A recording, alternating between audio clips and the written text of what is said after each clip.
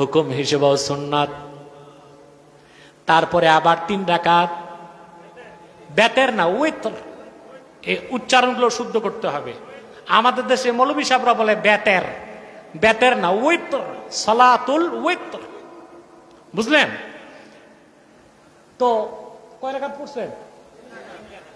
ওয়েতের 3 রাকাত পড়া নীতি হিসেবে সুন্নাত, হুকুম হিসেবে ওয়াজিব।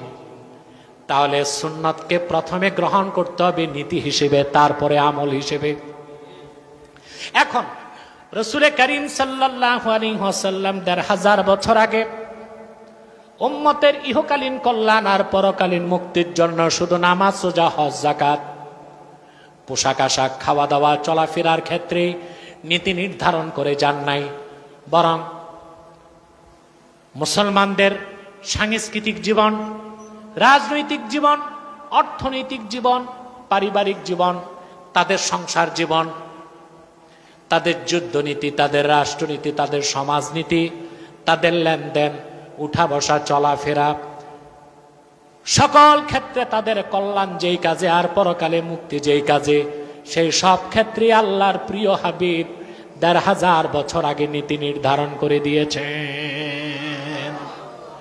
এখন আপনি শুধু নামাজ, রোজা, হজ, যাকাত আর পোশাক আশাকের ক্ষেত্রে সুন্নতকে গ্রহণ করলেন আমল হিসেবে, কিন্তু জীবনের বিরাট অংশে নীতি হিসেবে সুন্নতকে গ্রহণ করলেন না।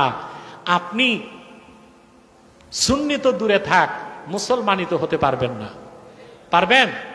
জীবনের সকল ক্ষেত্রে আমল করতে পারেন আর না পারেন, আল্লাহর হাবিবের সুন্নতকে সকল ক্ষেত্রে নীতি হিসেবে গ্রহণ করতে হবে। তাইলে আপনি উম্মাত এবং সুন্নি। যদি নীতি হিসেবে একটা সুন্নতকে অস্বীকার করেন, আপনি উম্মত নয়, সুন্নি তো দূরে থাক, ওহাবিও হইতে পারবেন না।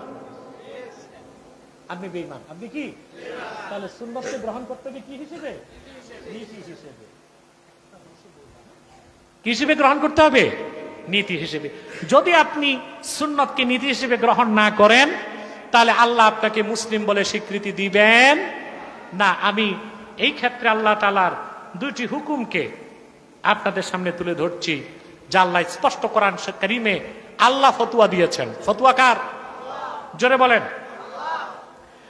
সূরা আহজাবে আল্লাহ রাব্বুল আলামিন বলেন, আল্লাহ তাআলা বলেন, ওয়ামা কানা লিমুমিনিন ওয়ালা মুমিনাতিন ইযা কাদাল্লাহু ওয়া রাসূলুহু আমরান আইয়াকুনা লাহুমুল খিয়ারাতু মিন আমরিহিম ومن يعص الله ورسوله فقد ضل ضلالا مبينا। কান পেতে শোনেন আল্লাহর কথা। সিদ্ধান্ত কার? ফতোয়া কার? রায় কার? আল্লাহ বলেছেন ওয়ামা কানা লিমুমিন ওয়ালা মুমিনা। আল্লাহ কোন মুমিন, কোন মুমিনা, কোন মুসলিম নর কিংবা নারীর জন্য কোন সুযোগ নাই, ইযা কাদাল্লাহু ওয়া রাসূলুহু আমরান আইয়াকুনা লাহুমুল খিয়ারাতু মিন আমরিহিম। কোন বিষয় যদি আল্লাহ তার রাসূল সাল্লাল্লাহু আলাইহি ওয়াসাল্লাম সিদ্ধান্ত দেন, সেটাকে ভায়োলেট করে নিজেদের মধ্য থেকে নিজেদের মন মস্তিষ্ক প্রসূত গৃহীত কোন সিদ্ধান্ত গ্রহণ করার সুযোগ কোন মুসলিমের, কোন মুসলিমার, কোন মুমিন নর বা নারীকে দেওয়া হয় নাই। সিদ্ধান্ত কার? এরপর আসেন সবচেয়ে কঠোর কথা আল্লাহ বলেছেন, ফালা ওয়া রাব্বিকা লা ইউমিনুনা হাত্তা ইউহাক্কিমুকা ফীমা শাজারা বাইনাহুম থুম্মা লা ইয়াজিদু ফী আনফুসিহিম হারাজাম মিম্মা কাদাইতা ওয়া ইউসাল্লিমু তাসলিমা। আল্লাহ কসম করেন, সুবহানাল্লাহ। আল্লাহর কসমের দরকার হয়? আল্লাহ কসম করে বলেন, ফালা ওয়া রাব্বিকা লা ইউমিনুন। হাবিব মুহাম্মদ সাল্লাল্লাহু আলাইহি সাল্লাম, আপনার রবের কসম। কসম কে করছেন? জোরে বলতে হবে। লা ইউমিনুনা হাত্তা ইউহাক্কিমুকা ফীমা শাজারা বাইনাহুম। আই লা ইউমিনুনা হাত্তা ইউহাক্কিমুকা ফীমা ইখতালাতা বাইনাহুম।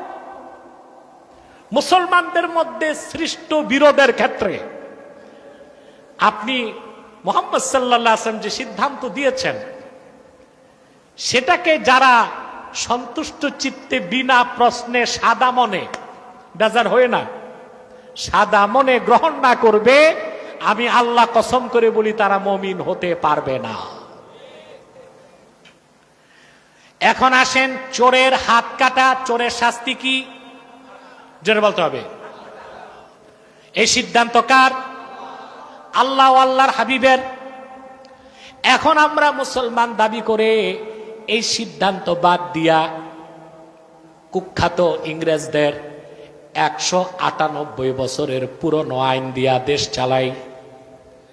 চোর বাড়বে না কমবে? সমস্যা শুধু একটা, না আমরা নিজেরাও মুসলমানের কাতার থেকে মুনাফিকের কাতারে চলে যাই? কথা বলেন, যাই কই? কারণ আল্লাহ তার রাসূল সিদ্ধান্ত দিয়েছেন চোরের শাস্তি। এই সিদ্ধান্ত বাদ দিয়া 1500 বছর পরে কুখ্যাত ইংরেজদের আইন দিয়ে আমরা চোরের শাস্তি সাজাইছি, ঠিক কিনা? এতে উপকার হয়েছে মানবতার না অপকার? কি অপকার হয়েছে? চোর বাড়ছে। দ্বিতীয় অপকার কি? চোরের উপর অবিচার হয়। বলবেন চোরের উপর আবার অবিচার কি? চোর হত্যা করা তো হারাম কাজ।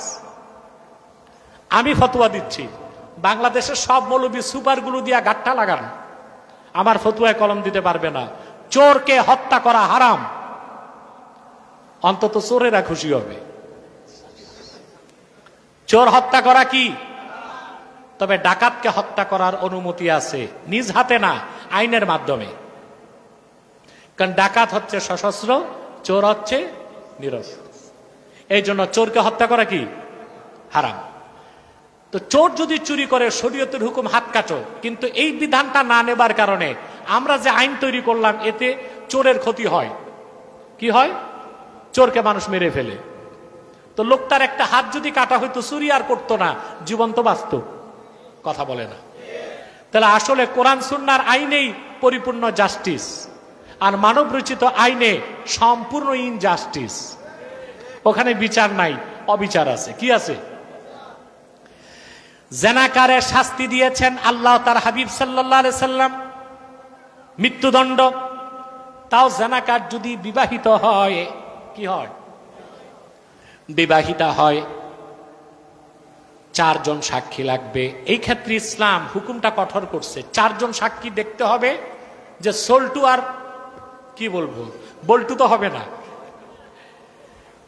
আরে ধরেন একটা ছেলে মেয়ে জেনা করছে, এখন যদি দেখা যায় যে ছেলে মেয়ে কামরাতে ছিল, কয়েক ঘন্টা দরজা বন্ধ, আপনি যে সাক্ষী দিচ্ছেন আদালতে এই ছেলে এই মেয়ে জেনা করছে, আপনার উপর উল্টো 80 দোররা লাগবে। কত দোররা? কিন্তু দরজা বন্ধ করে ওরা কি ফষ্টি নষ্টি করছে না জেনা করছে আপনি তো চোখে দেখেন নাই। এই ক্ষেত্রে ইসলামের হুকুম কঠোর।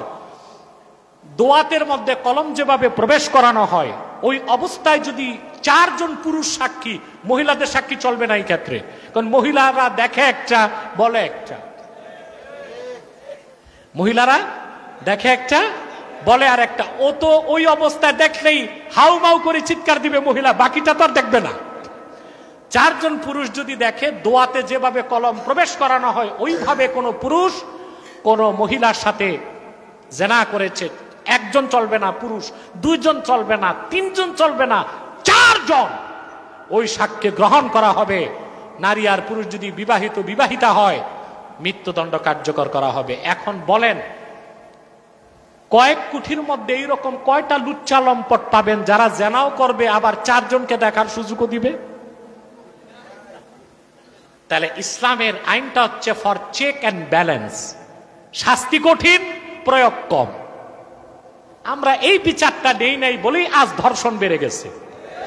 যদি এই শরীয়তের আইনটাকে নিতাম তাহলে আর ধর্ষণ একটা সমাজে হতো না, আর প্রতিদিন জেনাকারীদের মৃত্যুদণ্ডও দিতে হতো না। কারণ 4 জনে দেখতও না, ধরাও পড়তো না, আর কঠিন আইনের কারণে অহরহ জেনা বেবিচারও আর হতো না। ঠিক কিনা? এ দেখেন নাই কলকাতায় একটা মহিলা ধর্ষিতা হয়েছে? কয়টা? একটা মহিলা ধর্ষিতা হয়েছে। কলকাতা গরম। ওই যে মহিলা আছে মুখ্যমন্ত্রী, তার তো তালু গরম হয়ে গেছে, কোন রকম ট্যাগেল দিছে। ঠিক কিনা?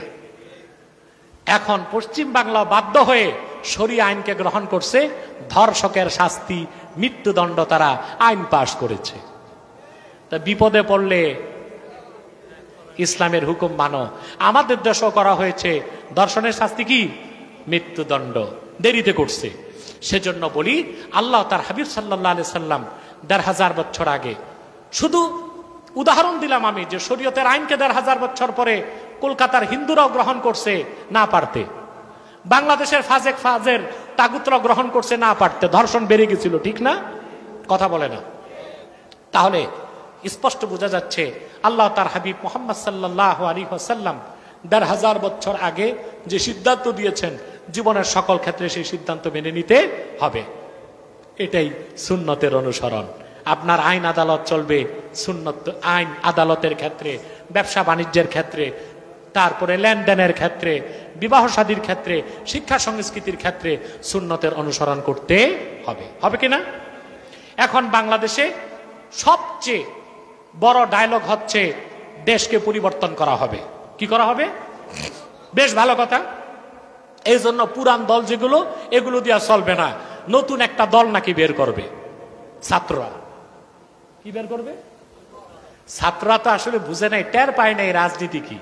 ওরা ভাবছে ফুটবল খেলার ম্যাচ যেভাবে দল গঠন করে, ওইভাবে বাংলাদেশে একটা ভোট টোট করে 11 জনে যেমন ফুটবল টিম হয়, কথা বলে না তো, ওরা এইভাবে 111 জন মিলে ক্যাবিনেট সাজায় ফেলবে, সংসদ সাজায় ফেলবে, তারপরে ওরা দেশ চালাবে। এত সহজ না। ছাত্ররা, যুবকরা ইতিহাস মনে করায় দিচ্ছি, 47 সালে দেশ বিভাগের আগে মুসলিম লীগ গঠন হয়েছে। দেশের পরিবর্তনের প্রত্যাশায় পরবর্তীতে যুক্ত ফ্রন্ট তৈরি হয়েছে। দেশের পরিবর্তনের প্রত্যাশায় আওয়ামী মুসলিম লীগ হয়েছে। দেশের পরিবর্তনের প্রত্যাশায় মুসলিম কেটে আওয়ামী লীগ তৈরি হয়েছে, নতুন দল মুসলিমবাদ। দেশের পরিবর্তনে ন্যাব ভাসানী হয়েছে। দেশের পরিবর্তনে জাসদ হয়েছে, বাসদ হয়েছে, ন্যাশনালিস্ট পার্টি হয়েছে, জাতীয় পার্টি হয়েছে। বাংলাদেশের মানুষের ভাগ্যের পরিবর্তন করা সম্ভব হয় নাই, নতুন দল করলেই হবে না। বাংলাদেশকে পরিবর্তন করতে হলে শরিয়া আইনে দেশ চালাতে হবে। ৭২-এর সংবিধানকে মুছে ফেলতে হবে। কোরআন, সুন্নাহ, ইজমা, কিয়াস, 4 দলিলের আলোকে নতুন সংবিধান তৈরি করতে হবে। তাহলেই বাংলাদেশকে বদলে দেওয়া যাবে। বাংলাদেশ বিশ্বমান চিত্রে একটি স্বাধীন ও সার্বভৌম রাষ্ট্র হিসেবে মাথা উঁচু করে দাঁড়াতে পারবে।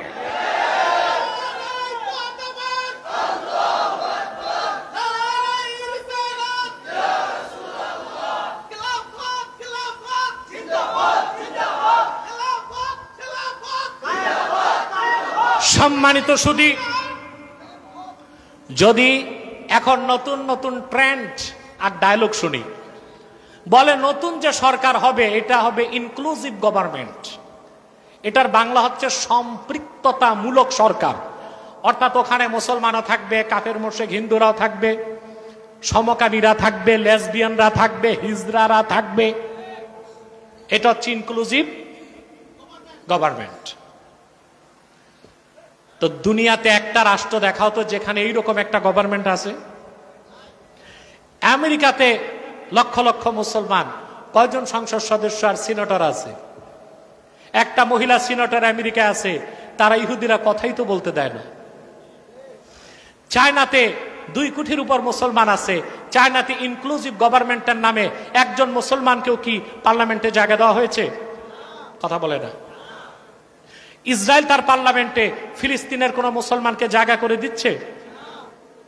তাহলে আমরা এই নতুন কল্পনা, এটা হচ্ছে একটা নতুন রাষ্ট্রকল্প, ইনক্লুসিভ গভর্নমেন্ট।